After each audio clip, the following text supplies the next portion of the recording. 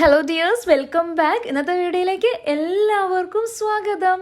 ഇപ്പോൾ നമുക്ക് നോക്കിയാൽ അറിയാനായിട്ട് പറ്റും, ഇപ്പോൾ ഒരുവിധം എല്ലായിടത്തും തന്നെ വിൻ്ററൊക്കെ കഴിഞ്ഞിട്ടുണ്ട്. സമ്മർ ടൈം നല്ലതുപോലെ സ്റ്റാർട്ട് ചെയ്തു, നല്ല ചൂടായിട്ടുണ്ട്. എങ്കിലും നമ്മൾ ആ വിൻ്റർ ടൈമിൽ ഉപയോഗിച്ചിട്ടുണ്ടായിരുന്ന നമ്മളുടെ വിൻ്റർ ക്ലോത്ത്സ് ഒക്കെ തന്നെ അവിടെ ഇവിടെയൊക്കെ ആയിട്ട് ഇങ്ങനെ കിടപ്പുണ്ടാവും ഇല്ലേ.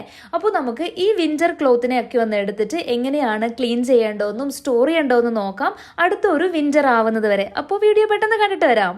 ഈ വിന്റർ ടൈം എന്ന് പറയുന്നത് ഒരു 3-4 മാസമൊക്കെ ആയിരിക്കും ഒരുവിധം എല്ലാ സ്ഥലങ്ങളിലും തന്നെ. അപ്പോൾ നമ്മൾ ഈ ഒരു വിന്റർ ക്ലോത്ത്സ് ഒക്കെ മിക്കവാറും ആ ഒരു സമയത്തേക്കിന് മാത്രമേ ഉപയോഗിക്കുന്നുണ്ടാവത്തുള്ളൂ. പക്ഷെങ്കിൽ നമ്മളുടെ മറ്റ് ക്ലോത്ത്സിനെക്കാട്ടിലും ഇത് വെക്കാനായിട്ട് കുറച്ചും കൂടി സ്പേസ് വേണം എന്ന് തോന്നിയിട്ടുണ്ടല്ലേ.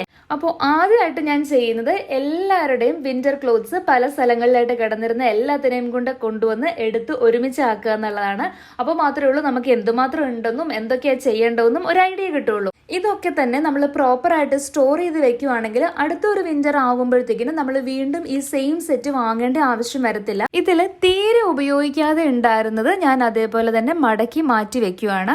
പിന്നെ ഉള്ളതെന്ന് പറഞ്ഞാൽ ഇപ്പം കുട്ടികളുടെ തന്നെ സ്വെറ്ററിൽ നോക്കിയാൽ കാണാനായിട്ട് പറ്റും. ഒരെണ്ണം ഞാൻ മെഷീൻ വാഷ് ചെയ്തിട്ടുണ്ടായിരുന്നു. ആ മെഷീൻ വാഷ് ചെയ്തപ്പോഴത്തേക്കിനും അതിന്റെ ആ ഒരു മെറ്റീരിയൽ കുറച്ചൊക്കെ ഒന്ന് ചീത്തയായിട്ടുണ്ട്. അതുകൊണ്ട് തന്നെ നമ്മൾ ഈ ഒരു വൂളൻ ക്ലോത്ത്സ് ഒക്കെ തന്നെ നോക്കി വേണം അതിന്റെ ഒരു ക്ലീനിങ് പ്രോസസ് ചെയ്യാനായിട്ട്. ചില സാധനങ്ങൾ മാത്രമേ നമുക്ക് മെഷീനിൽ വാഷ് ചെയ്യാൻ പറ്റത്തുള്ളൂ, അല്ലാത്തതൊക്കെ നമ്മൾ ഹാൻഡ് വാഷ് ആണ് ചെയ്യേണ്ടത്. അല്ലെങ്കിൽ ഇതേപോലെ തന്നെ സംഭവിക്കും. അതിന്റെ ഒരു മെഷീനിലൊക്കെ വാഷ് ചെയ്ത് കഴിയുമ്പോൾ അതിന്റെ ഒരു കറക്റ്റ് മെറ്റീരിയൽ ഒക്കെ ആയിട്ടുണ്ടായിരുന്നത് അതൊന്ന് കുറച്ച് സ്പോയിൽ ആവാനുള്ള ചാൻസ് ഉണ്ട് കേട്ടോ.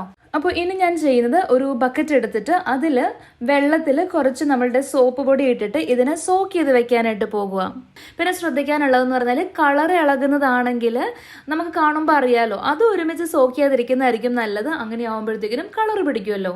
പിന്നെ ഇതൊന്നും വാഷ് ചെയ്യാൻ വേണ്ടിയിട്ട് നമ്മൾ ഒരുപാട് ഹാർഷായിട്ടുള്ള കെമിക്കൽസ് ഒന്നും തന്നെ യൂസ് ചെയ്യേണ്ട ആവശ്യമില്ല. നമ്മൾ നോർമലി തുണി വാഷ് ചെയ്യാൻ വേണ്ടിയിട്ട് ഉപയോഗിക്കുന്ന ആ ഒരു ഡിറ്റർജൻറ്റ് മാത്രം മതി കേട്ടോ.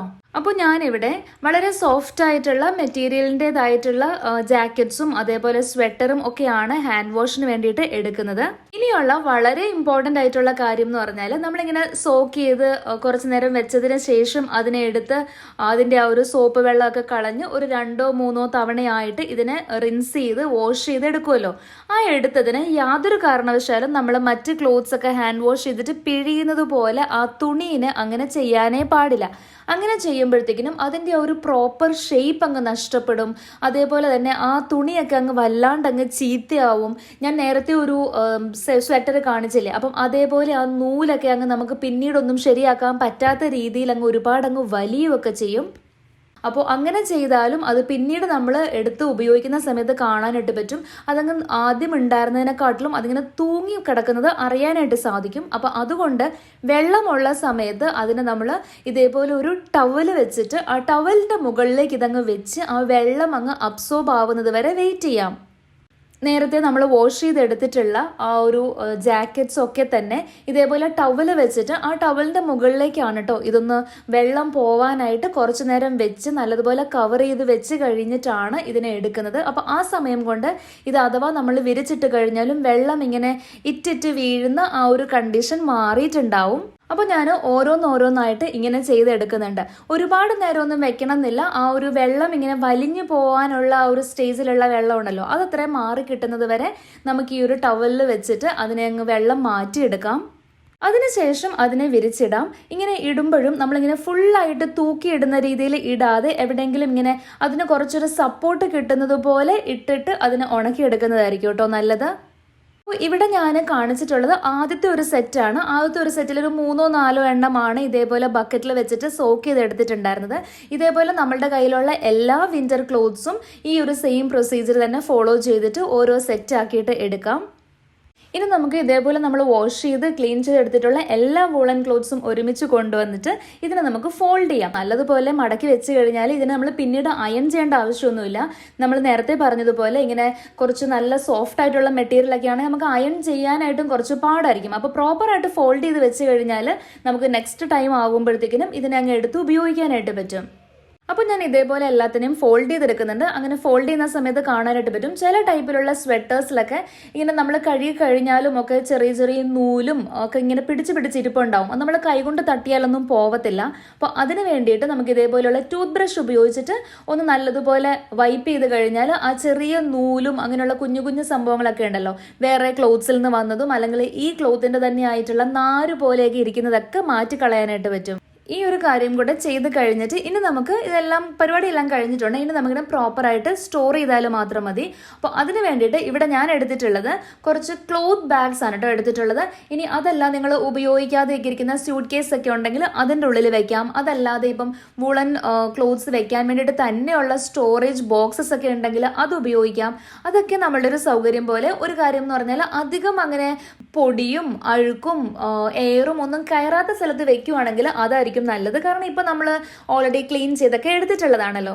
ക്ലോത്ത് ബാഗ്സ് എടുക്കാനുള്ള കാര്യം ചെറിയ സ്പേസിലേക്ക് ഇതിനെ അങ്ങ് കയറ്റി വെക്കുക എന്നുള്ളതാണ്. ഇപ്പോൾ സ്യൂട്ട് കേസ് ഒക്കെ ആണെങ്കിൽ നമ്മൾക്കതിങ്ങനെ ഓരോ സമയത്തും ഈ ഒരു എന്തെങ്കിലുമൊക്കെ ഒരു ആവശ്യം ഉണ്ടെങ്കിൽ ഈ സ്യൂട്ട് കേസ് മുഴുവനായിട്ട് എടുക്കണം. പിന്നെ അത് വെക്കാനുള്ള ഒരു സ്പേസ് ഒക്കെ വേണമല്ലോ.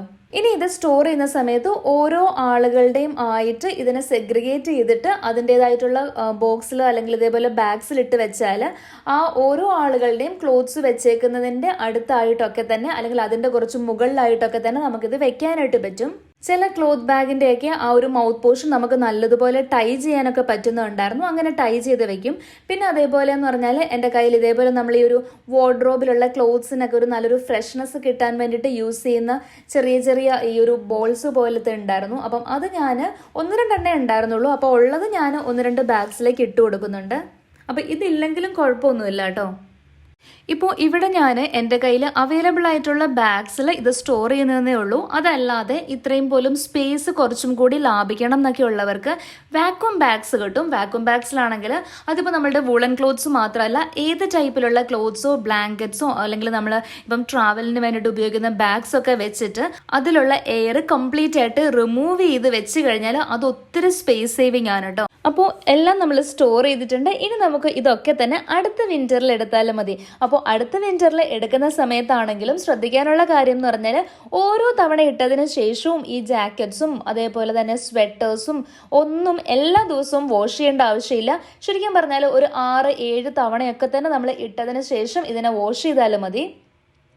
അതേപോലെ അടുത്ത വിന്ററിൽ നമ്മളിത് എടുത്തിട്ട് ഉപയോഗിക്കാനായിട്ട് തുടങ്ങുന്നതിന് മുൻപായിട്ട് ഒന്ന് കാറ്റ് കൊള്ളിക്കുക, ഒരു ചെറിയ വാം ആയിട്ടുള്ള ഒരു സൺലൈറ്റിലൊക്കെ ഇട്ടതിന് ശേഷം നമുക്ക് യൂസ് ചെയ്യാനായിട്ട് എടുക്കാം. നിങ്ങളുടെ അഭിപ്രായങ്ങൾ എന്തായാലും എന്നെ അറിയിക്കുക. ഉടനെ തന്നെ മറ്റൊരു വീഡിയോ ആയിട്ട് നമുക്ക് വീണ്ടും കാണാം. അതുവരേക്കും take care and stay safe.